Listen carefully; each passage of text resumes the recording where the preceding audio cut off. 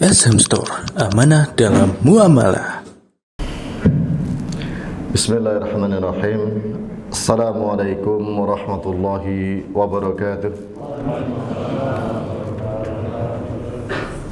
Innal hamdalillah nahmaduhu wa nasta'inuhu wa nastaghfiruh wa na'udzu billahi min shururi anfusina wa min sayyiati a'malina.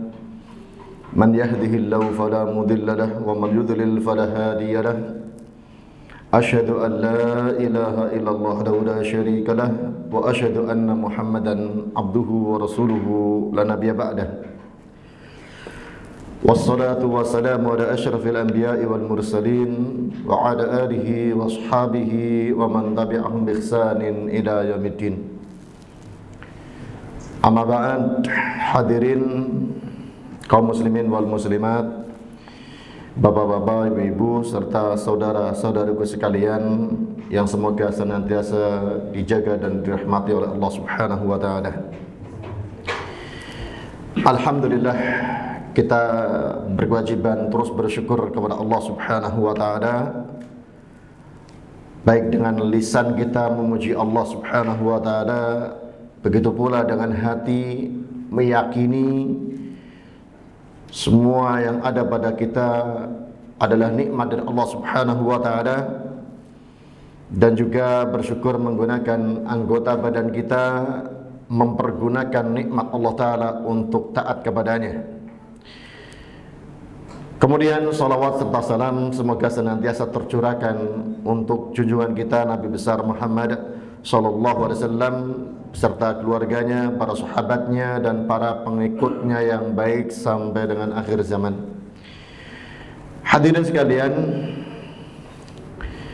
alhamdulillah kita pada malam hari ini dimudahkan oleh Allah dengan segala kenikmatannya berada di tempat yang mulia, rumah dari rumah-rumah Allah Subhanahu wa taala, yang tentunya harus kita niatkan dan harus kita terus perhatikan niat-niat kita agar senantiasa niatnya untuk ibadah kepada Allah Subhanahu wa taala, menjalankan perintah-perintahnya untuk meraih ridhonya, dan sekaligus untuk memperoleh kebaikan-kebaikan dari ketaatan yang Allah syariatkan kepada kita. Dan insyaallah taala pada kesempatan malam hari ini ada satu kisah yang sangat berharga dibawakan oleh Rasulullah sallallahu alaihi wasallam, mengandung banyak pelajaran. Kisah nyata, kejadian yang betul-betul terjadi karena disampaikan oleh seorang yang sangat jujur, menyampaikan wahyu dari Allah Subhanahu wa taala. Kejadiannya di zaman terdahulu.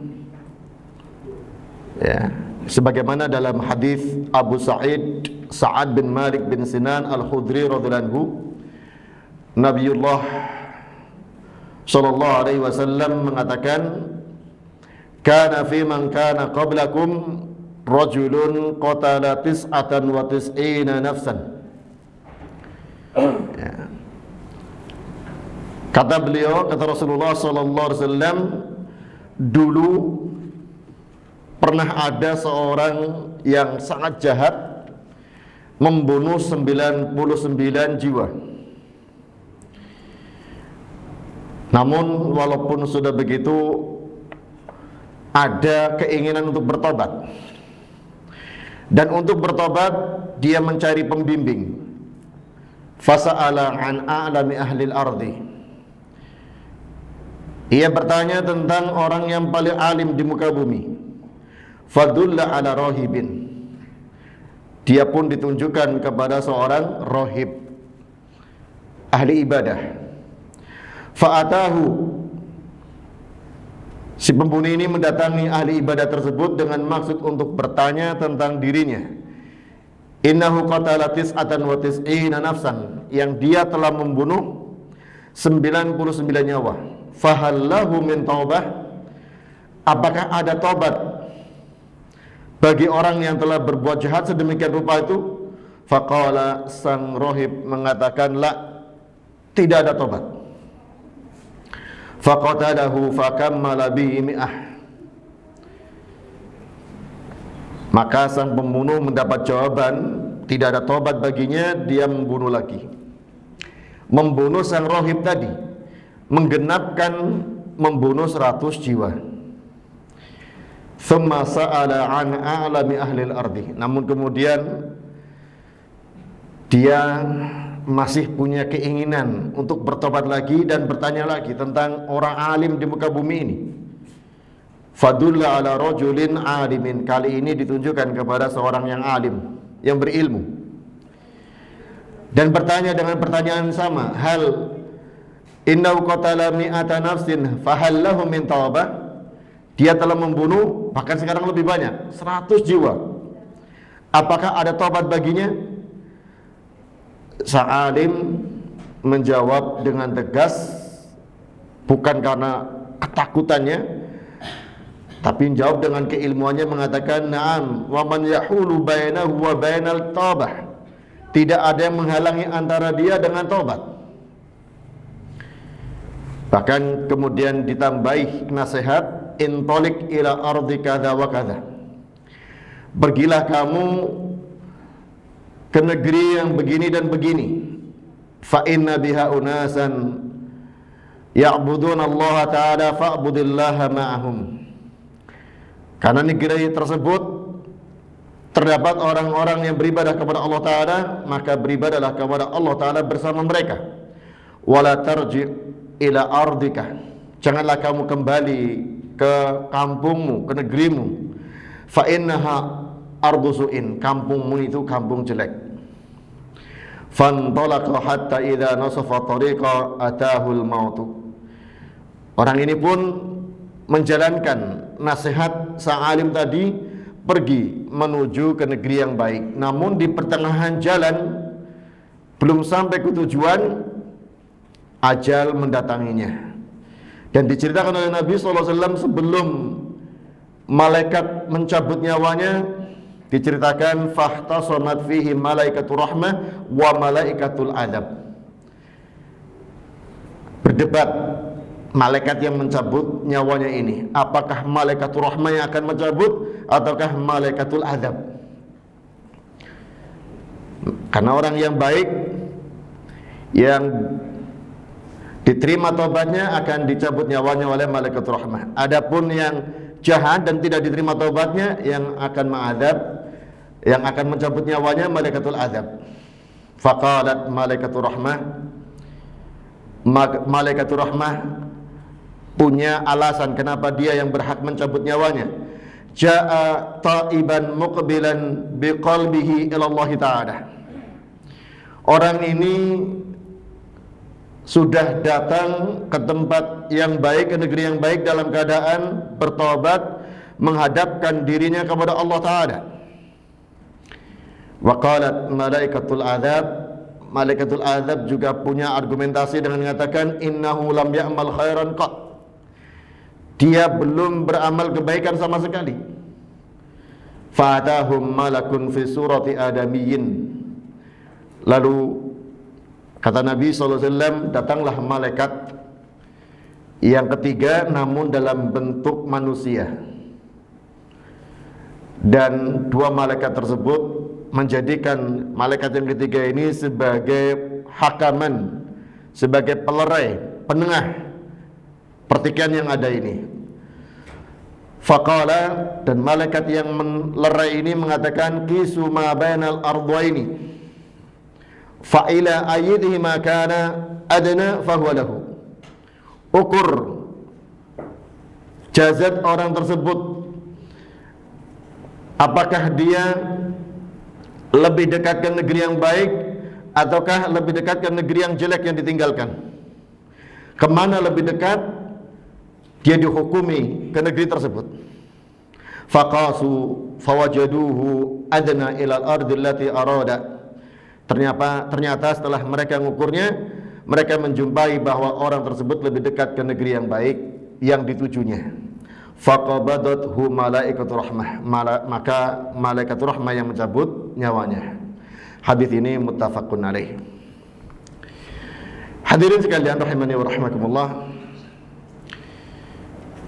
Rasulullah sallallahu alaihi wasallam dalam menyampaikan ilmu metodenya sangat variatif. Di antara metode yang beliau pakai sebagaimana metode dalam Al-Qur'an dengan bentuk kisah. Ya, bentuk cerita. Dan ini memang dominan dalam Al-Quran sebagaimana banyak pula dalam sunnah-sunnah Rasulullah Sallallahu Alaihi Wasallam. Karena memang kecenderungan kita manusia sangat tertarik terhadap suatu kisah yang sekarang kemasannya macam-macam. Ya. Kisah yang dibawakan ya secara lesan, kadang ada yang dibahasakan dengan dongeng, ya. Kadang ada yang dalam bentuk ada peraganya, ya. Dan intinya semuanya kisah, ya. Makanya di dalam Al-Quran misalnya disebutkan dalam surah Thaha 99 dikatakan kadzalika naqussu 'alaika min anba'i ma qad sabaq. Seperti itu telah kami kisahkan kepadamu dari berita-berita yang telah lalu. Wa qad atainaka min ladunna dzikra, dan sungguh kami telah berikan kepada engkau peringatan dari sisi kami. Kisah ini disampaikan oleh Al-Quran tentang umat yang terdahulu, tentunya mengandung peringatan dan pelajaran. Sebagaimana disebutkan dalam surah Al-A'raf ayat 176, faqsusil qasasa la'allahum yatafakkarun. Kisahkanlah kisah-kisah agar mereka mau berfikir, merenungi dan mengambil pelajaran dari kisah tersebut. Dalam Al-Quran ya, ada surah Al-Baqarah karena terdapat kisah tentang sapi di dalamnya. Ada surah Yusuf karena berkisah tentang Nabi Yusuf. Ada surah Luqman karena dalamnya ada kisah tentang seorang yang bernama Luqman yang bijak, dan seterusnya. Maka metode kisah ini metode Al-Quran, ya, yang memang sangat digemari oleh manusia dalam semua kalangannya, ya. Dan ini dipakai kemudian oleh semua manusia untuk menyampaikan misi dan visinya dengan berbagai macam bentuk cerita, ya. Makanya dikemas sekarang mungkin ada yang dalam bentuk film, sinetron. Kalau yang tradisional ada yang bentuk sandiwara, ketoprak, wayang. Itu intinya kisah, ya. Makanya orang-orang tua dulu kalau sedang mendengarkan dan nonton wayang, kadang ada yang hanya dengarkan karena dari radio atau nonton karena langsung, ya. Itu bisa ngikuti dengan sangat tekun, khusyuk, ya, fokus. Padahal bisa berlangsung berjam-jam. Ya, Pak Ndak? Orang-orang tua terutama, kalau anak muda sekarang ganti, ya, dalam bentuk film. Wayang yang sebetulnya banyak fiktifnya, ya. Yang ini perlu jadi catatan juga, ya. Orang itu walaupun fiktif banyak yang tertarik, ya. Makanya orang tua dulu bisa mulai jam 9 malam sampai jelang subuh nongkrongi dalang bercerita, ya. Karena memang aslinya seperti itu, manusia suka mendengarkan cerita. Ya, orang-orang tua kita dulu kalau mau nidurkan anaknya, dongeng dulu, cerita dulu ke anaknya. Sekarang diganti, ya, kedekatan anak dengan orang tua diganti dengan gadget. Lihatnya YouTube, lihatnya Facebook. Padahal isinya juga cerita. Cerita yang rekaan-rekaan itu, yang bohongan-bohongan, ya. Hadirin sekalian rahimani wa rahimakumullah. Kisah memang metode Al-Quran dan metode sunnah Rasulullah Sallallahu Alaihi Wasallam untuk menyampaikan pesan yang sangat penting bagi kita. Namun tetap harus dijaga karakter kisah tersebut yang ada dalam Al-Quran maupun ada dalam sunnah Rasulullah Sallallahu Alaihi Wasallam, yaitu kejujuran, yaitu sesuai dengan kenyataan, ya. Harus kisah yang benar-benar terjadi. Kalau mengandung kedustaan, nah ini yang perlu diwaspadai, ya. Dan itu ternyata yang banyak di zaman sekarang, ya. Padahal Nabi SAW sudah banyak mengingatkan, ya, dalam berbagai hadisnya Wa iyyakum wal kadzib, jauhilah oleh kalian dusta. Fa innal kadziba yahdi ilal fujur, karena dusta mengantarkan kepada kefajiran. Wa innal fujur yahdi ilan nar, dan kefajiran mengantarkan ke dalam neraka. Dan terlebih Nabi Muhammad SAW juga mengungkapkan bahwa dusta walaupun tujuannya untuk membahagiakan pendengarnya, ya, untuk menghiburnya, ini terlarang. Ya, kata Nabi SAW, wailun lilladzi yuhaddits fayakdzib liyudhika bihil qaum, wailun lahu thumma wailun lahu.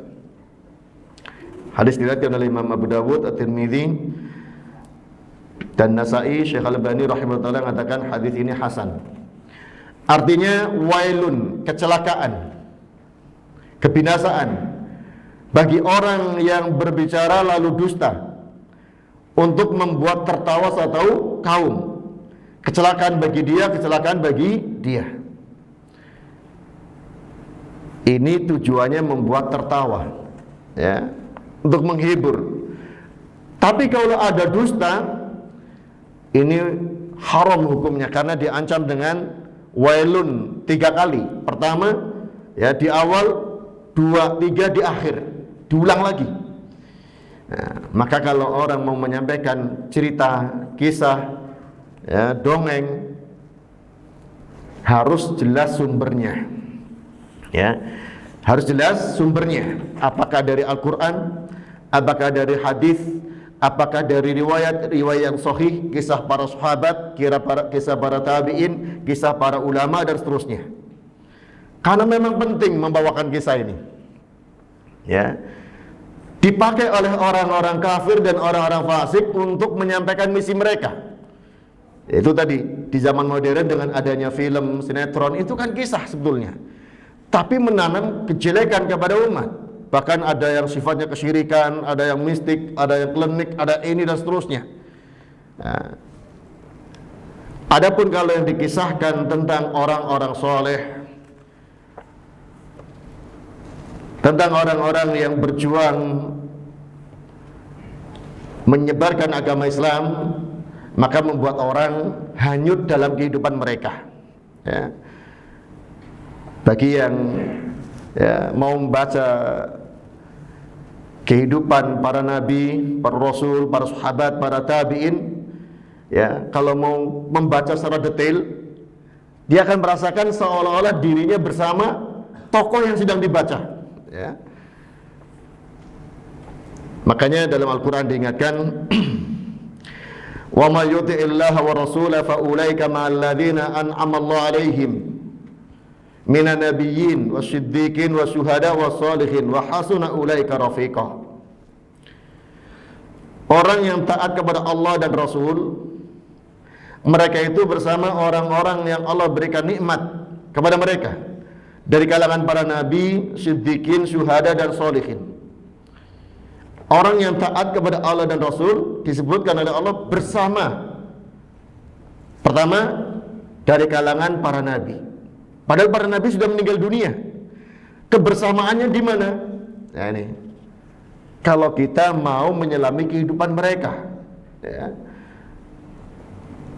baca sirah Nabi Muhammad SAW dari permulaannya, terus dibaca dengan detail, maka orang itu akan terbawa pikirannya, hatinya seolah hidup bersama Nabi Muhammad SAW. Bagaimana kehidupan secara detail diterangkan dalam kisah itu, dia akan terbawa hanyut di dalamnya.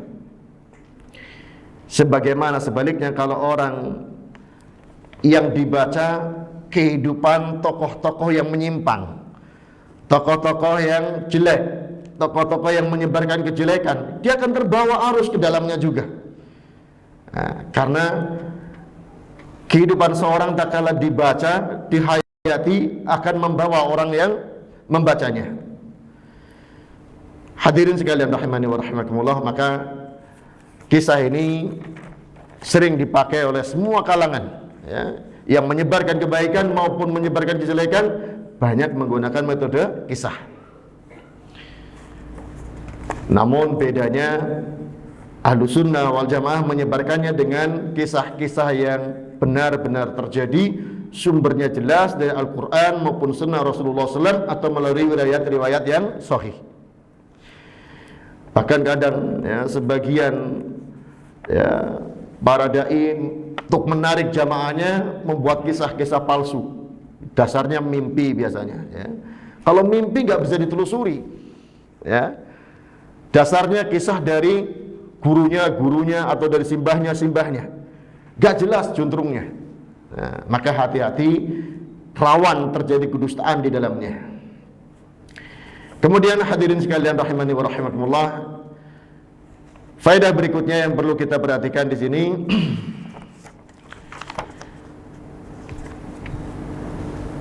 persepsi manusia tentang orang alim, ya.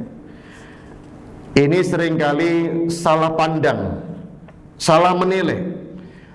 Tak kala orang yang berbuat jahat akan bertobat ini tanya tentang an a'lami ahlil ardi. Namun masyarakat ya penilaiannya sesuai zahirnya. Orang yang ahli ibadah pun sering dinilai sebagai orang berilmu. Itu orang alim. Ternyata terbukti bukan orang alim. Hanya sesuai pandangan zahirnya saja. Ini yang sering menjadi salah penilaian kita, ya. Makanya kita tidak boleh menyandarkan, ya, menilai sesuatu dengan zahirnya, ya, untuk menjadi landasan sebenarnya sesuai dengan pandangan masyarakat. Karena Allah Ta'ala ingatkan, wa asa an takrahu syai'an wa huwa khairul lakum. Bisa jadi kalian benci sesuatu padahal itu ya baik bagi kalian. Yang kita benci ternyata kebaikan bagi kita. Wa asa an tuhibbu syai'an wa huwa syarrul lakum. Sebaliknya yang kalian sukai ternyata itu keburukan bagi kalian. Masyarakat menilai orang yang ahli ibadah adalah orang berilmu, ternyata bukan. Nah, kemudian berikutnya yang perlu kita ambil pelajarannya dari kisah ini bahwa hidayah itu betul-betul di tangan Allah Subhanahu wa ta'ala. Orang yang sudah membunuh 99 nyawa, bahkan oleh ahli ibadah divonis tidak diterima tobatnya. Orang yang sudah ya oleh masyarakat dinilai ahli ibadah, dinilai sebagai orang yang berilmu, apalagi yang bukan ahli ibadah, ya, menilai orang lain, wah ini enggak layak masuk surga ini pantasnya calon neraka ini. Karena apa? Membunuh sudah sekian banyak, 99 nyawa. Mungkin kalau terjadi di zaman sekarang kita ditanya bisa jadi jawabannya sama. Wah, nggak mungkin dia bertobat, sudah membunuh sekian banyak. Kejam sekali, ya. Namun ternyata memang bila Allah Ta'ala berkehendak, kehendak Allah tidak ada yang dapat menghalanginya. Padahal sudah membunuh sekian banyak, ya, namun masih ada keinginan untuk bertobat. Setelah membunuh genap 100 nyawa sekalipun masih punya keinginan untuk bertobat. Maka dia pun mencari orang yang benar-benar berilmu. Tak kala ditunjuki pertama kali kepada orang yang ahli ibadah, ternyata jawabannya malah justru, ya, menyesatkan. Nah ini tentang kerugiannya orang yang jahil tentang ilmu agama, orang yang bodoh tentang ilmu agama. Tak kala dia berfatwa tanpa ilmu, maka akan mencelakakan diri di dunia dan di akhirat, dan mencelakakan orang lain dunia dan akhirat. ahli ibadah ini ditanya, apakah ada tobat bagi seorang yang telah membunuh 99 nyawa? Dia menjawab, tidak ada tobat baginya. Ini jawaban yang fatal, ya, keliru. Karena selagi orang masih segar bugar, nyawa masih dikandung badan, matahari masih terbit dari arah timur, maka tidak ada halangan bagi siapapun untuk bertobat. Jawabannya fatal, ya, akhirnya dia pun celaka, berfatwa tanpa ilmu, kemudian dibunuh. Ulah dari fatwanya sendiri, mencelakakan dirinya, mati dalam keadaan sedang berbuat dosa. Perbuatan dosa yang tidak disangka oleh masyarakat, ya, masyarakat nyangkanya, Masya Allah, ini pembunuhnya tambah kejam lagi, ahli ibadah kok dibunuh. Padahal akibat dari fatwanya yang salah, ya, mencelakakan diri dengan jawabannya tersebut, dia dibunuh dalam keadaan sedang berbuat dosa.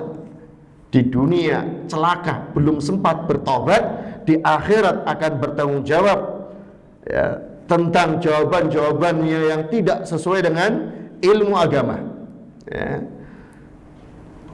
Dalam Al-Quran banyak diingatkan, wala taqfu ma laysa laka bihi ilm. Janganlah engkau berkata, bersikap pada sesuatu yang kau tidak memiliki ilmu padanya. Inna sam'a wal basara wal fu'ada kullu ulaika kana anhu mas'ulah. Pendengaran, penglihatan dan hati semuanya akan dimintai tanggung jawab. Dan mencelakakan orang lain ini, ya. Karena apa? Orang yang ingin bertobat terhalang, gak jadi berbuat tobat. Dia akhirnya berbuat dosa lagi, membunuh lagi. Yang dibunuh ahli ibadah lagi, lebih berkualitas dari yang dibunuh sebelumnya, ya. Artinya dosanya semakin besar, ya. Kebodohan menyebabkan kebinasaan bagi diri dan orang lain dalam urusan dunia dan urusan akhirat.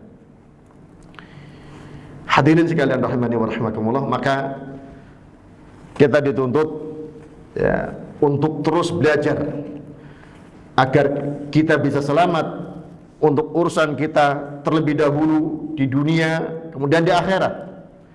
Dan kalaulah mampu kemudian menyelamatkan orang lain yang kita cintai, keluarga kita, ya, kerabat kita, tetangga kita, dan seterusnya, ya. Makanya dikatakan oleh Imam Ahmad bin Hanbal, sudah sangat terkenal ucapan beliau, bahwa nuntut ilmu itu amalan yang paling unggul, amalan yang paling utama, bila niatnya benar. Nah, ini yang mendorong kita tak kalah nuntut ilmu semakin diingatkan tentang niat dalam nuntut ilmu dan dalam amal-amal yang lainnya. Beda dengan amalan, ya, selain nuntut ilmu, terkadang tidak ada yang mengingatkan niatnya.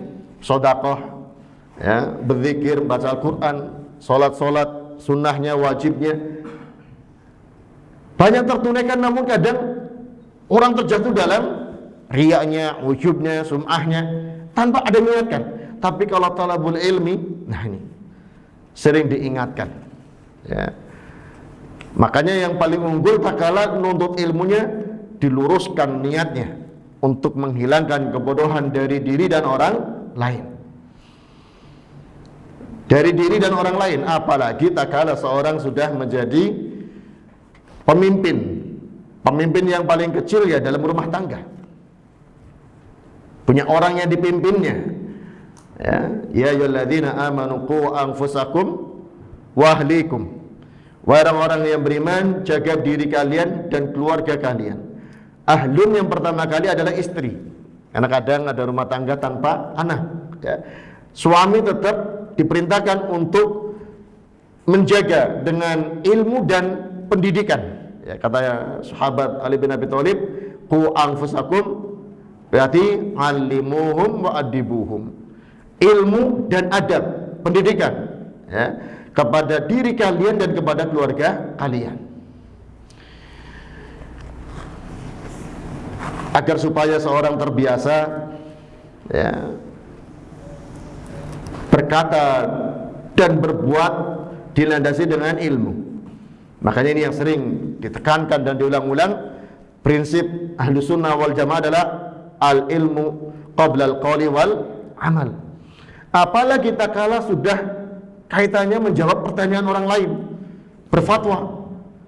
Kalau memang tidak mengetahui jawabannya, jangan gengsi, ya. Karena bisa jadi ahli ibadah ditanya kok nggak bisa jawab, gengsi ini, maksakan diri menjawab, ya. Akhirnya menjerumuskan dirinya dalam kebinasaan. Ya. Para sahabat telah memberi contoh, kalau tidak tahu, ia mengatakan wallahu a'lam. Ya, sahabat Umar ibn al-Khattab, kala ditanya oleh Rasulullah SAW dalam hadis Jibril, ya Umar, atadri man sa'il? Wahai Umar, engkau tahu nggak siapa yang tanya tadi? Dalam dialog Rasulullah SAW dengan seorang yang bertanya tentang Islam, iman, ihsan dan seterusnya, Umar ibn al-Khattab sudah duga-duga, ini kayaknya bukan manusia biasa, kayaknya malaikat. Tapi nggak mau jawab. Dengan tetap mengatakan wallahu Allahu wa rasuluhu a'lam. Allah dan Rasulnya lebih tahu. Imam Malik rahimahullah ta'ala, Imam Darul Hijrah, ya, beliau pernah didatangi oleh penuntut ilmu dari Mesir, ya. Mesir Madinah di zaman itu jaraknya begitu jauh. Sebenarnya sama, jaraknya sama, ya. Cuma dikatakan lebih jauh lagi dibanding zaman sekarang karena alat transportasinya yang berbeda, ya. Kalau sekarang pesawat, kendaraan bermotor, di zaman itu kendaraan hewan, paling kencang kuda, ya. Nah, penuntut ilmu dari Mesir ini datang kepada Imam Malik untuk fokus bertanya berbagai masalah, ya. Bukan untuk ilmu dalam waktu yang panjang, tapi untuk waktu yang pendek. Sekalian, ya, untuk berkunjung ke Madinah, ya, ketemu dengan para ulama termasuk Imam Malik, menyampaikan beberapa pertanyaan dari dirinya dan titipan masyarakat lain di kota Mesir, ya, bawa puluhan pertanyaan. Di hadapan Imam Malik disodorkan pertanyaannya dengan lisan, pertanyaan pertama dijawab, dua dijawab, ketiga dijawab, masuk ke empat dan berikutnya semuanya dijawab oleh Imam Malik dengan mengatakan wallaha alam la adri. Wallahu alam la adri. Aku enggak tahu. Sampai si penanya ini heran. Imam Malik, engkau dikenal sebagai Imam Darul Hijrah, dikenal sampai Mesir, dikenal sampai ke kota Mesir di zaman itu yang belum ada media informasi, bayangkan. Kedokteran, ini kan orang terkenal sekali, ya. Kalau sekarang terkenal wajar, ya. Pengajar Masjid Nabawi terkenal wajar, karena apa? Media informasinya cepat sekali, ya. Di zaman itu kan kedokteran saja, ya. Gak ada surat kabar, gak ada, ya, media untuk menyampaikan info dengan cepat. Begitu terkenalnya Imam Malik. Tapi kenapa engkau hanya menjawab satu dua permasalahan saja, yang lainnya tidak dijawab?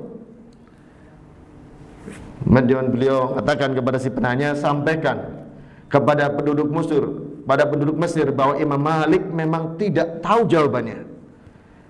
Tanpa ada gengsi, tanpa ada rasa malu. Kalau tidak tahu, ya sampaikan tidak tahu. Hadirin sekalian rahimani wa rahimakumullah, ini yang kadang sekarang menjangkiti, ya, sebagian, ya, orang-orang yang didorong untuk menjadi dai, ya, memaksakan menjawab sesuatu yang di luar kapasitasnya. Dan ini sudah terjadi sejak, ya, dahulu kala, sebagaimana dikisahkan oleh Nabi kita Muhammad SAW, yang harusnya kita jadikan ibrah, ya. Kalau memang tidak mengetahui jawabannya, ya, katakanlah wallahu a'lam. Walaupun kadang, oh ini berarti hukumnya orang jahil karena tidak tahu, tapi masih jahlun basit, ya, ketidaktahuan yang masih ringan. Beda kalau dia menjawab salah, jahlunnya murakkab namanya, ya. Kebodohan yang bertumpuk-tumpuk, tidak tahu jawabannya, menjawab dengan memaksakan, ya, yang salah jawabannya, dia berarti tidak tahu keadaan dirinya kalau dia tidak tahu, karena memaksakan dengan jawaban yang salah. Kemudian hadirin sekalian rahimani wa rahimakumullah, kemudian orang ini bertanya lagi kepada masyarakat, mana yang betul-betul orang alim. Ya, ternyata betul ketemu dengan orang yang berilmu sungguhan. Tentunya orang alim tak kala ditanya ini sudah dapat informasi ini. Ada orang yang mau bertanya, dia telah bertanya ke sekian orang, yang terakhir adalah ahli ibadah, jawabannya salah, dan akhirnya dibunuh. Datanglah kepada orang alim ini. Orang alim ditanya tentang orang yang telah membunuh 100 nyawa, terakhir adalah ahli ibadah, ya, apakah masih ada taubat baginya? Orang alim menjawab dengan keilmuannya, bukan dengan, ya, ketakutannya. Kalau orang sekarang mungkin, wah ngeri, yang nanya ini sudah bunuh 100 nyawa ini. Jawabannya harus yang menenteramkan ini, jawaban yang membuat dia senang ini, ya. Jangan sampai saya ikut dibunuh ini, ya. Namun orang alim ini tentunya sebagaimana dikatakan oleh Allah, innama yakhsyallaha min ibadihil ulama. Tidak lain yang takut kepada Allah dari kalangan hamba-hambanya adalah para ulama. Takutnya kepada Allah, jawabannya dengan ilmu.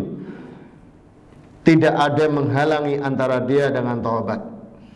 Karena apa? Dalam hadis Abu Hurairah radhiyallahu anhu, Rasulullah sallallahu alaihi wasallam mengatakan, "Man taba qabla an tatlu'a asy-syamsu min maghribiha, taballahu alaihi." Rawahu Muslim. Barang siapa yang bertobat sebelum matahari, ya, terbit dari arah barat, maka Allah Ta'ala menerima taubatnya. Hadis sahih riwayat Imam Muslim. Ini berlaku untuk seluruh manusia sampai zaman sekarang, ya. Tak kala kita masih melihat di pagi hari terbit matahari dari timur, bersyukurlah kepada Allah, taubat kita masih punya peluang diterima oleh Allah Subhanahu wa Ta'ala. Kemudian untuk tiap pribadinya, ya, masing-masing person kita, disebutkan dalam hadis Abdullah bin Umar ibn al-Khattab radhiyallahu anhuma, Nabi sallallahu alaihi wasallam mengatakan, innallaha azza wa jalla yaqbalu taubatal abdi ma lam yugharhir. Rawahu Tirmidzi wa qala haditsun hasan. Kata Rasulullah sallallahu alaihi wasallam, Allah azza wa jalla menerima taubat hamba selagi belum sakaratul maut, nyawa belum sampai di tenggorokan. Hadis ini hadis hasan kata Imam At-Tirmidzi. Kalau seorang yang masih segar bugar, ya, nyawa masih di kandung badan, maka peluang diterima tobat itu sangat besar. Orang alim ini jawab dengan landasan yang benar tentunya, ya. Dan tak kala orang alim ditanya sesuatu, tidak hanya menjawab apa yang ditanyakan. Orang ini membutuhkan tambahan ilmu, bukan hanya sekadar diterima tobatnya. Tidak ada penghalang antara dia dengan tobat, tapi ini butuh istiqomah dalam bertobat. Maka ditambahkan nasihat, intolik ila ardi kadza wa kadza, pergilah kamu ke kampung yang begini dan begini, kampung yang orang-orangnya taat beribadah kepada Allah Ta'ala. Gabunglah bersama mereka beribadah kepada Allah Subhanahu wa Ta'ala. Rasulullah SAW pun kadang tak kala mendapat pertanyaan, beliau cermati, oh ini perlu ditambah jawabannya, bukan sekadar sesuatu yang ditanyakannya saja, ya. Yang sering dicontohkan dalam hal ini, tak kala Nabi SAW ditanya tentang berwudu menggunakan air laut, suci apa tidak? Kata Nabi SAW tentang air laut, ya, tahurum ahu al-khillu maitatu. Dijawab air lautnya, ditambahi tentang ikan lautnya, ya, suci airnya, ditambahkan oleh beliau, halal pula bangkainya, ya. Artinya suatu hewan yang asli laut, hewan laut yang mati tanpa disembelih itu halal. Padahal itu gak ditanyakan, tapi karena itu ilmu diperlukan, karena ini orang di laut, bukan hanya saat membutuhkan air untuk berwudu. Dijumpai ada ikan-ikan yang sudah mati, tentunya ikan tanpa disembelih, ya, mati di tengah lautan, maka itu halal. Dan orang alim ini pun demikian. Untuk bertobat, ini orang membutuhkan sarana agar istiqomah dalam taubatnya. Nasihatnya, cari lingkungan yang baik, tinggalkan lingkungan yang jelek yang membuat orang mudah terpengaruh dengan lingkungan tersebut, ya, karena lingkungan ini membentuk, ya. Lingkungan bisa jadi lingkungan memang tempat tinggal, lingkungan pergaulan, ya, perkawanan, persahabatan, ya, makanya disebutkan dalam ungkapan, ya, bahasa Arab, as-sahibu sahib, kawan yang melingkungi seorang itu sangat menarik tabiat kawannya. Makanya kalau orang hendak bertobat, cari lingkungan yang bisa mengondisikan dia bertobat. Kalau sudah bertobat kok kembali lagi ke komunitas yang banyak dosanya, ya terpengaruh lagi, ya. Dan ini sering terjadi, ya, bagi orang yang bertobat dari kesyirikan misalnya, ya, sudah tahu ini syirik, jimat syirik, sesajian syirik, ya, sedekah laut, sedekah bumi syirik dan seterusnya, paham. Tapi kemudian dia pulang kampung, lingkungannya seperti itu lagi, ya. Bisa jadi akhirnya hatinya lemah, ya, mentalnya lemah, ilmunya lemah, terbawa lagi karena faktor lingkungan. Kadang-kadang juga ada yang mengatakan, saya nggak kuat ngadepi lingkungan saya, keluarga saya, masyarakat saya, terbawa lagi. Orang yang sudah bertobat dari kebiasaan riba misalnya, kebiasaan khamr misalnya, kebiasaan merokok misalnya, ya, ini seringkali terbentuk oleh lingkungan. Tak kala mendengarkan kajian, Masya Allah, tahu ini jahat sekali, ini buruk sekali, ini menyiksa sekali, bertobat. Tapi tak kala hidup di lingkungan yang seperti itu lagi, ya terbawa lagi. Karena memang seorang itu sering, dan umumnya kata Nabi SAW, al-mar'u ala dini khalili, seorang berada di atas agama kawan akrabnya. Masalah akidah, masalah ibadah, masalah muamalah, masalah akhlak, ini bagian daripada agama yang orang mudah terpengaruh dengan kawan-kawan di sekitarnya, lingkungannya. Maka bagi orang yang hendak bertobat dari satu perbuatan dosa, ya, tidak hanya tekad dalam hati, bukan hanya menguatkan mental, tapi harus dengan tindakan nyata. Tinggalkan lingkungan-lingkungan yang mempengaruhi terus untuk kembali kepada perbuatan dosanya tadi. Nah, hadirin sekalian rahimani wa rahimakumullah, sudah masuk Isya.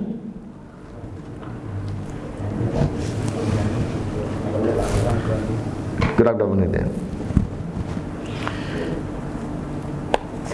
Kemudian hadirin sekalian,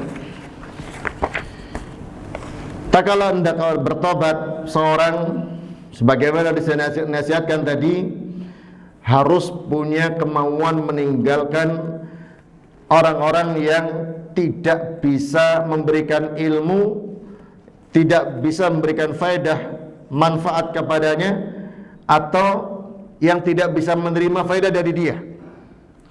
Ini yang sering diingatkan oleh para ulama, tak kala bergaul, maka perhatikan, bergaul itu paling tidak dengan orang yang aliman atau muta'alliman, orang yang berilmu atau orang yang menuntut ilmu. Yang berilmu memberikan ilmu kepada dia, alim. Yang kedua muta'allim, yang belajar, bisa saling mengingatkan untuk belajar. Atau kemudian yang mustami'an, yang mau mendengarkan ilmu, atau muhibban, atau dengan orang yang mencintai ilmu. Dan jangan yang kelima, yaitu mukrihan lil ilmi, yang benci kepada ilmu. Nah, makanya pilih orang yang punya karakter berilmu, ya, mau menuntut ilmu atau mau mendengarkan ilmu, atau sebagai orang yang gemar terhadap ilmu, mencintai ilmu. Itu sebagai kawan yang untuk bersama-sama istiqomah dalam menjalankan agama ini. Nah, cari lingkungan seperti ini. Yang lingkungan paling membentuk adalah lingkungan sekitar masjid.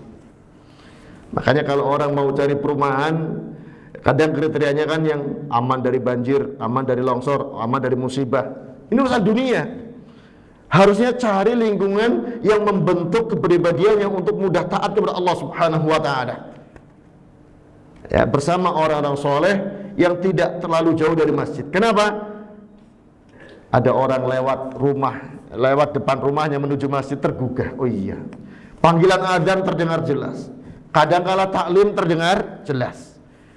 Membentuk sebagai orang yang dekat dengan masjid akan terbentuk dengan suasana masjid.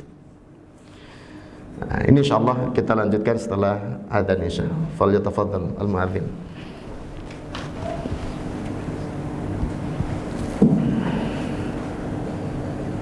Allahu Akbar, Allahu Akbar,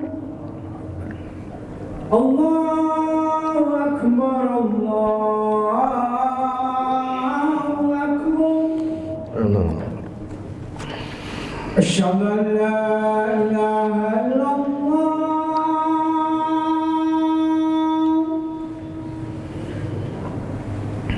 asyhadu an la ilaha illallah.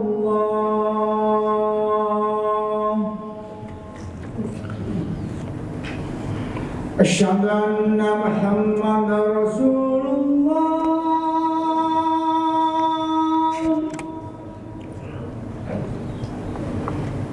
أشهد أن محمدا رسول الله.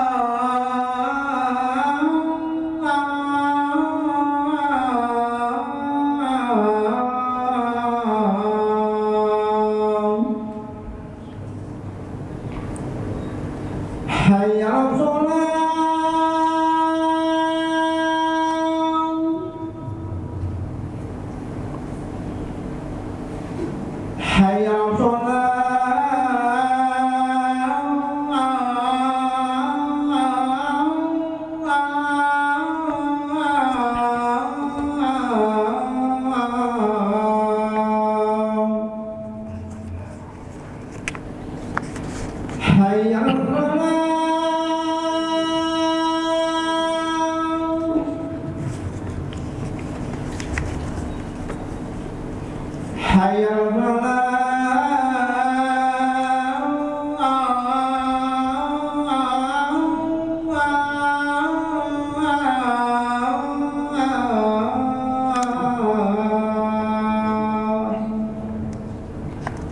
Allahu Akbar, Allahu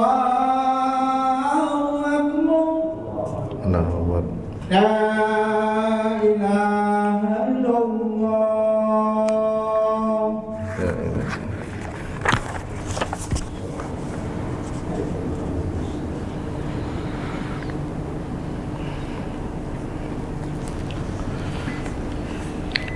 Hadirin sekalian, bapak-bapak dan ibu-ibu rahimani wa rahimakumullah. Mengambil ibrah dari kisah seorang pembunuh yang seolah-olah tidak ada taubat bagi dia menurut pandangan umumnya. Bahkan ahli ibadah pun menilai seperti itu. Dan ini juga terjadi di zaman sekarang. Banyak di antara kita kadang bermudah-mudahan memvonis seseorang, ya. Padahal kita tetap harus punya husnudzon kepada manusia yang masih hidup. Ada peluang tetap untuk mendapatkan hidayah dari Allah Subhanahu wa taala yang terkadang kita tidak mengetahui kapannya. Bisa jadi orang yang berburuk sangka sudah meninggal dunia. Bisa jadi orang yang menilainya tidak mengetahui akhir kehidupannya, ya. Maka hati-hati dari menvonis seorang, oh itu tidak mungkin diampuni, itu tidak mungkin bertobat, itu akan mati tersiksa terus seperti itu, waliyadzubillah. Ya, dalam hadis Jundub bin Abdullah radhiyallahu anhu, Rasulullah sallallahu alaihi wasallam mengingatkan, qala rajulun wallahi la yaghfirullahu li fulanin Rasulullah SAW menceritakan ada seorang lelaki yang mengatakan, demi Allah, Allah tidak mengampuni fulan. Maka Allah Azza wa Jalla membalas, man dzalladzi yata'alla alayya an la aghfira li fulan. Siapa yang lancang terhadapku dengan mengklaim aku tidak mengampuni si fulan, inni qad ghafartu lahu, aku ampuni dia fulan tersebut, wa ahbattu amalak, dan aku gugurkan pahala amal soleh kamu. Hadis ini sahih riwayat Imam Muslim. Ini Rasulullah SAW sudah mewanti-wanti kita. Kalau ada orang yang zahirnya pelaku kejahatan, jangan divonis dengan kejelekan. Justru mestinya doakan semoga dapat hidayah. Semoga Allah Ta'ala menolongnya dengan membimbingnya untuk bertobat. Nabi kita Muhammad SAW kepada Abu Talib berupaya terus menerus membimbingnya sampai dengan meninggal dunianya. Walaupun kemudian meninggal dunia dalam keadaan tidak masuk Islam, tapi ibrahnya apa? Beliau terus berusaha menawarkan agama Islam kepada Abu Talib sampai dengan menutup matanya meninggal dunia. Makanya Nabi SAW mewanti-wanti jangan sampai ada seorang yang mengatakan, demi Allah, Allah tidak mengampuni fulan, tidak mengampuni fulan. Bahkan Allah Ta'ala yang membalasnya. Itu lancang kepada Allah, sembrono. Justru aku ampuni fulan yang dia vonis, dan aku gugurkan amalanmu, amalan solehmu tidak berpahala lagi, karena lancang kepada Allah Subhanahu wa Ta'ala. Maka kalau kita mengetahui ada saudara kita, kawan kita, kerabat kita yang belum beramal soleh dengan benar, masih banyak melakukan kejelekan-kejelekan, bisa jadi kebid'ahan, bisa jadi kemaksiatan, kemungkaran dan seterusnya, doakan untuk dapat hidayah sebagai bentuk kecintaan kita saudara kepada saudara kita. Kalau kita bahagia, kita senang, kita cinta dengan hidayah yang Allah berikan kepada kita, kita mestinya juga cinta, senang, bahagia saudara kita mendapatkan hidayah yang Allah Ta'ala berikan kepada kita. Ini tanda kesempurnaan iman seorang, sebagaimana sabda Nabi SAW, la yu'minu ahadukum hatta yuhibba li akhihi ma yuhibbu li nafsihi. Tidak sempurna iman salah seorang kalian hingga ia mencintai untuk saudaranya apa yang ia cintai untuk dirinya sendiri. Hadirin sekalian, Bapak dan Ibu rahimani wa rahimakumullah, ungkapan ini yang kadang kala sulit keluar kepada kawan kita yang punya masalah dengan kita, ya, ribut dengan kita. Padahal orang itu bisa jadi kerabat kita, orang dekat kita, yang keluar ungkapan-ungkapan jelek. Harusnya jaga lisan kita. Kalau kita terzolimi, memang doa orang yang terzolimi dijanjikan terkabul, namun gunakan untuk mendoakan kebaikan. Ya, kita bersengketa dengan kadang orang tua, jangan doakan kejelekan, doakan dapat hidayah. Kadang-kadang ribut dengan istri, ya, nggak faham tentang apa yang kita sampaikan, jangan doakan kejelekan, doakan kebaikan. Ya, kadang ribut dengan relasi bisnis, ribut dengan tetangga, ribut dengan ini dan itu seterusnya. Jangan sampai menvonis kejelekan. Ya. Bahkan bisa jadi dengan orang-orang yang tidak paham sunnah, bahkan menyerang sunnah, menebarkan bid'ah. Balas dengan doa-doa kebaikan, agar supaya Allah Ta'ala membimbingnya, mengarahkannya kepada hidayah, hidayatul bayan dan sekaligus hidayatul taufiq. Kemudian yang perlu kita ambil ibrah pula dari kisah ini, bahwa kehidupan seorang dinilai adalah di penghujung hidupnya, di khotimahnya, ya, penutupnya, dan itu tidak dikendalikan oleh manusia, itu dikendalikan oleh Allah Subhanahu wa Ta'ala. Kisah orang ini sangat jelas, ya, membunuh sekian banyak orang per orang yang mengetahui di masanya, mungkin wah ini kejam sekali, jahat sekali, sadis sekali dan seterusnya. Sampai ahli ibadah pun yang dinilai manusia sebagai terbaiknya di tengah mereka, sebagai manusia terbaik, pun penilaiannya salah. Ya. Gak ada tobat bagi orang seperti ini. Ya. Menvonis sebagai orang yang tidak mungkin bertobat, seolah-olah dia akan mati dalam keadaan sebagai pembunuh. Nah, ternyata Allah Ta'ala berkehendak lain. Ya. Hidayah di tangan Allah Subhanahu wa Ta'ala. Diberilah hidayah beberapa saat sebelum meninggal dunianya, bertobat, kemudian berangkat ke negeri baik sebelum sampai meninggal dunia. Ya. Ini anugerah yang sangat terbesar bagi dia. Diterima taubatnya setelah berbuat jahat sekian banyak. Siapa yang tahu? Ahli ibadah nggak tahu. Dia sudah meninggal dunia. Prasangkanya salah. Nah, apalagi kita di zaman sekarang. Ya. Banyak orang-orang yang melakukan berbagai kejelekan, dari masalah ya, akidahnya, ibadahnya, ya, kemaksiatannya, kemungkarannya, ini dan itu seterusnya. Hati-hati ya, lisan kita atau tangan kita yang sekarang gampang ngetik di gadget kita, ya, jangan mudah menvonis orang yang masih hidup. Masih ada peluang mendapatkan hidayah dari Allah Subhanahu wa Ta'ala. Sebagaimana diterangkan oleh Rasulullah sallallahu alaihi wasallam dalam hadis Abdullah bin Mas'ud, ya. Dalam satu hadis yang cukup panjang, dalam penggalan hadis itu Rasulullah sallallahu alaihi wasallam mengatakan, "Fawalladzi la ilaha ghairuh." Demi zat yang tidak ada yang berhak diibadahi kecuali Dia, demi Allah Subhanahu wa Ta'ala. Inna ahadakum la ya'malu bi'amali ahlil jannah. Salah satu kalian beramal dengan amalan ahlul jannah. Dalam riwayat lain ada catatan sesuai dengan zahirnya pandangan manusia. Zahirnya mata manusia mengatakan ini ahlul jannah, ini calon penghuni surga. Hatta ma yakunu bainahu wa baina illa dhira, hingga jarak antara dia dengan surga tinggal sehasta. Fayasbiqu alaihil kitab, lalu catatan Allah mendahuluinya. Fayamalu bi'amali ahlin nar, lalu dia melakukan amalan-amalan yang mengantarkan ke dalam neraka. Fayadkhuluha, lalu dia masuk ke dalam neraka. Wal'iyadzubillah. Rasulullah SAW menyebutkan secara umum, bisa jadi ada orang yang sepanjang hayatnya Masya Allah ahlul khair, ahlul sholah, kebaikan-kebaikan yang dilakukan, ya.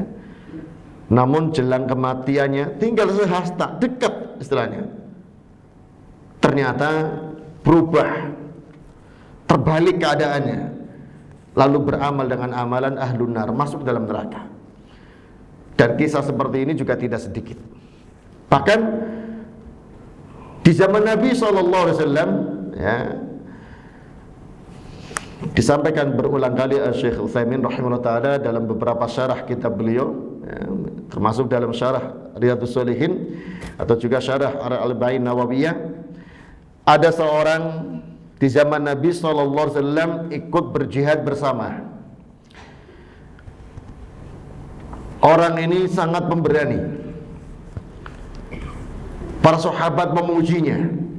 Tak kala berjihad, orang ini selalu maju ke depan tanpa takut terhadap musuh yang terus menyerang dia. Bahkan dia berhasil membunuh banyak musuh. Para sahabat kagum kepadanya. Dan para sahabat menilai, ini orang calon penghuni surga ini, gagah berani dalam berjihad fisabilillah. Namun Nabi SAW mengatakan sebaliknya, huwa min ahlin nar, dia akan jadi penghuni neraka. Ini ucapan Nabi SAW, wahyu. Para sahabat pun bingung. Zahirnya dia calon penghuni surga dengan amalannya, namun Nabi SAW mengatakan sebaliknya. Lalu ada salah satu sahabat yang bertekad untuk nguntit ini. Sebetulnya kenapa orang ini kok divonis seperti itu? Diikuti terus. Berakhir peperangan, orang ini dilihat dari kejauhan, terluka begitu banyak di tubuhnya, ya. Di zaman itu tentunya ada sabetan pedang, ada tusukan tombak, ada panah yang nancap. Orang ini gak kuat menahan sakitnya. Diambil pedangnya, ya, ditaruh gagangnya di tanah, tajamnya taruh di dada, dia bungkukan dirinya meninggal bunuh diri. Orang ini pun lari mendekat ke Rasulullah. Benar Rasulullah, benar engkau menyampaikan bahwa dia calon penghuni neraka. Karena apa? Meninggalnya bunuh diri. Padahal dalam jihad fisabilillah baru selesai. Apalagi di zaman kita. Itu orang yang hidup di zaman Nabi Muhammad SAW. Kita jangan merasa aman dengan amal soleh yang sedang kita kerjakan. Jangan merasa tentram terus dengan keimanan, terang, nggak pernah belajar, nggak pernah mohon istiqomah kepada Allah Ta'ala.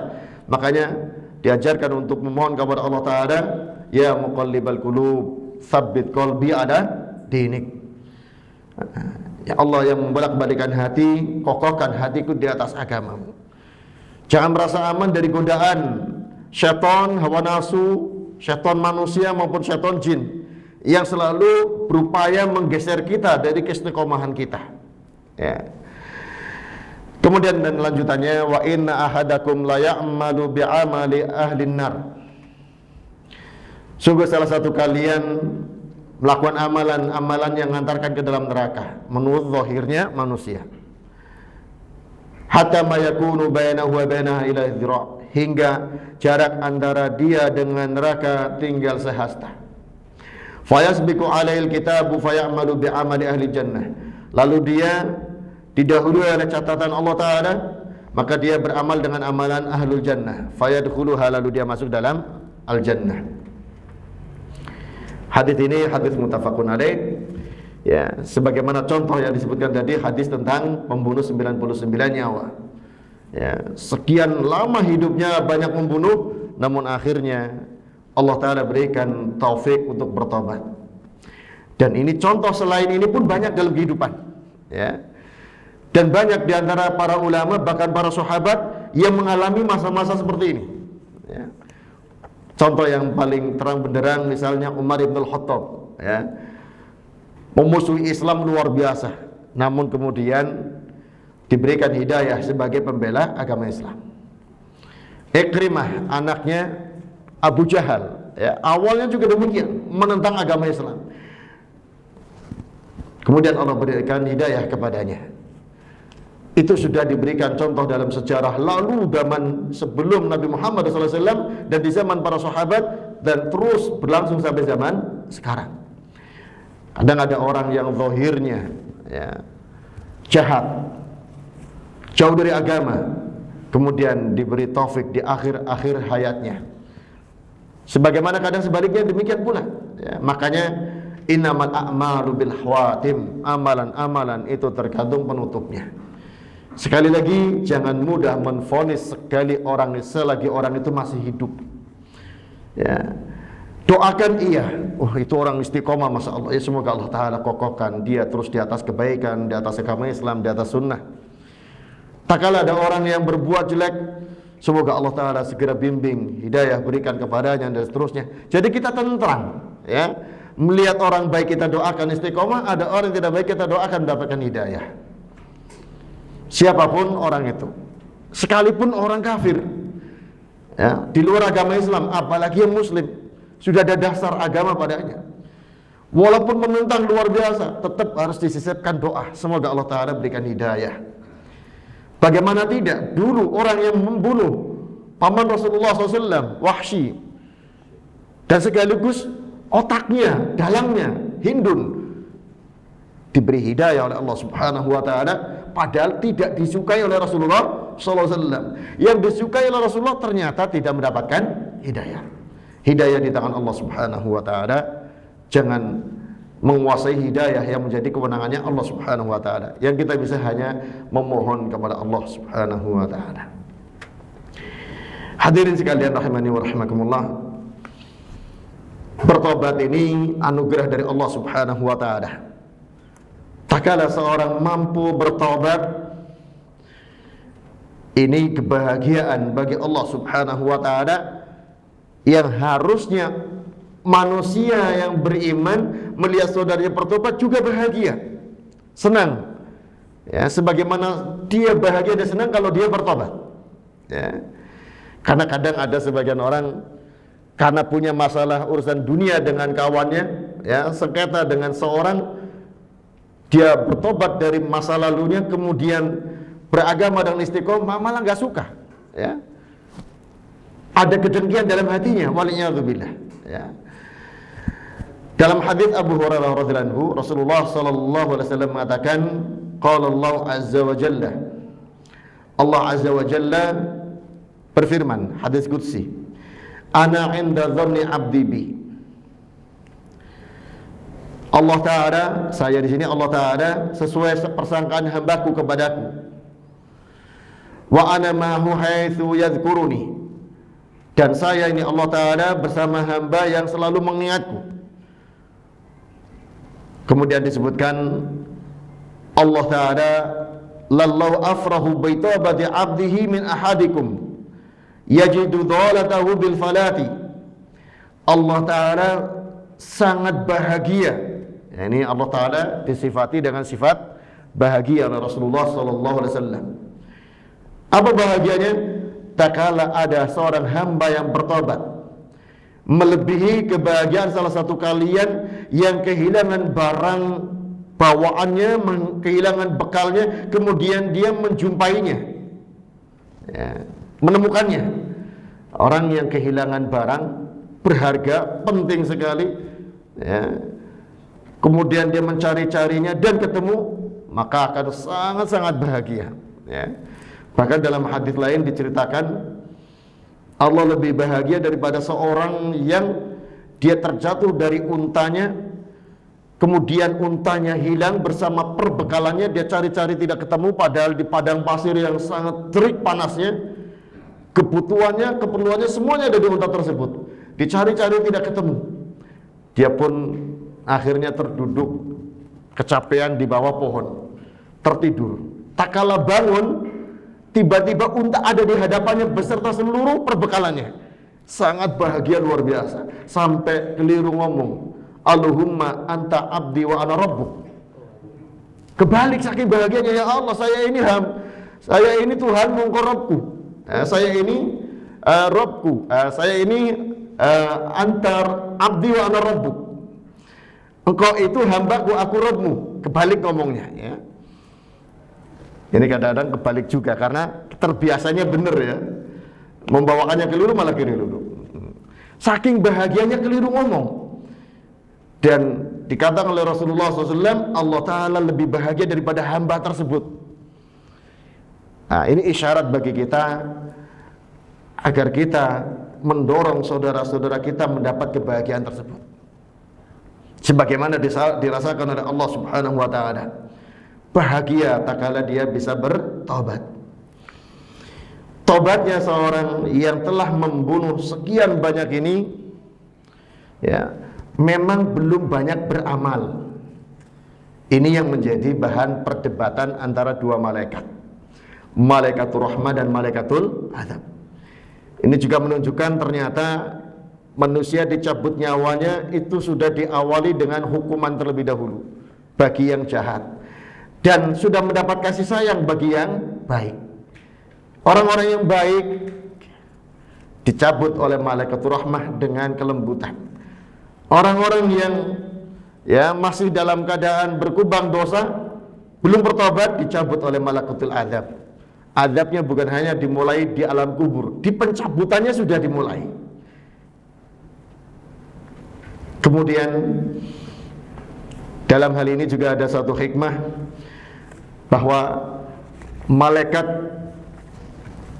kadang menjelma dalam bentuk manusia, namun tidak diketahui oleh manusia yang lain kecuali dengan kabar dari wahyu, ya.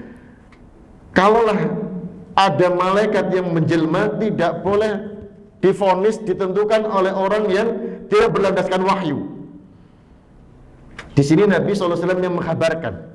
Datang lagi malaikat yang ketiga bisurati adamiyin, dalam bentuk manusia. Nabi SAW yang menyampaikan, ya. Karena apa? Tak kala dalam hadis Jibril, sahabat Umar yang di antara sahabat yang paling utama ditanya, kau tahu siapa tadi nanya? Gak tahu, wallahu alam. Nabi SAW baru memberitahukan itu malaikat. Nah, artinya apa? Di zaman sekarang kadang ada orang yang bermudah-mudah di suatu kasus, di suatu kejadian itu hanya ditolong oleh malaikat itu. Tertangkap kamera misalnya. Malaikat itu malaikat gaib, makhluk gaib. Sesuatu yang gaib landasannya adalah wahyu. Tidak boleh sembarangan orang mengatakan ada malaikat yang turun dalam perang ini, perang itu di dunia zaman sekarang. Ya. Karena malaikat ini sekali lagi makhluk gaib, untuk mengetahuinya tentunya harus dengan wahyu dari Allah Subhanahu wa taala. Diceritakan dalam Al-Qur'an maupun diceritakan oleh Rasulullah sallallahu alaihi wasallam. Hadirin sekalian rahimani wa rahimakumullah, ini beberapa pelajaran dan faedah yang bisa kita ambil dari kisah yang telah terjadi di zaman dahulu yang disampaikan oleh Nabi sallallahu alaihi wasallam, yang semoga kita bisa ambil ibrah untuk diri kita. Jangan menunda-nunda bertobat, dan kemudian doronglah setiap kita dan saudara kita untuk bergegas bertobat, ya. Karena ajal tidak ada yang tahu kapan datangnya. Sebagaimana datang kepada orang ini, tak kala dia semangatnya untuk beramal soleh, datang di pertengahan jalan belum sampai ke tujuan. Nah, makanya tak kala kita punya keinginan untuk segera bertobat, ya, ketahuilah ajal kita tidak menunggu kita bertobat, ya. La yu'akhirullahu nafsan idza jaa ajaluha. Allah tidak menunda kepada suatu jiwa ajalnya bila telah datang saatnya. Wallahu ta'ala a'lam bishawab. Ini insyaallah yang bisa kita sampaikan, semoga bermanfaat bagi kita semuanya. Wallahu a'lam bishawab. Subhanakallahumma wa bihamdik, asyhadu an la ilaha illa anta astaghfiruka wa atubu ilaik. Wassalamualaikum warahmatullahi wabarakatuh.